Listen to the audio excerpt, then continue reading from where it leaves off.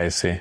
Maybe another question I would have is, so for anyone that's like still starting up, confused of like their purpose of what are they supposed to be doing, because usually people even do what their parents tell them to do for college, and then you end up like getting a job that in it completely different, like unlike you, for example, like you already had that planned, but like some people just do a degree just for the sake of doing the degree.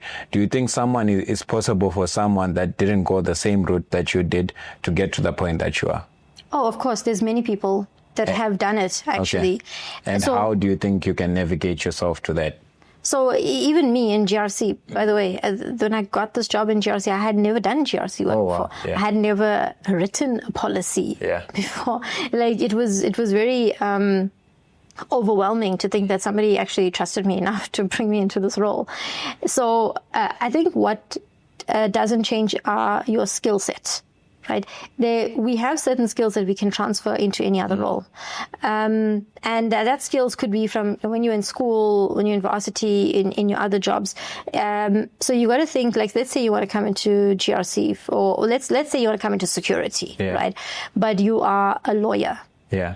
That's a classic example of someone you think has studied a degree and the only place you're going to be is in law. In law, yeah. But that's not necessarily true, because as a lawyer, you understand the laws that govern the IT environment, a lot better than anyone else. Yeah.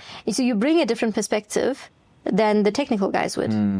So you have to think about what are those transferable skills that we can bring in. Some of them are technical, and some of them are what we call the soft skills. Like maybe the technical guys might be the one. Maybe you are more like people oriented, like me, which means maybe you bring in stakeholder management into the play. So you're bringing in your legal expertise, plus you're bringing in stakeholder management, and maybe you can be able to talk to everybody and then make sure that like your security actually meets everyone's requirements, or whatever you're implementing adds to the user experience, for example.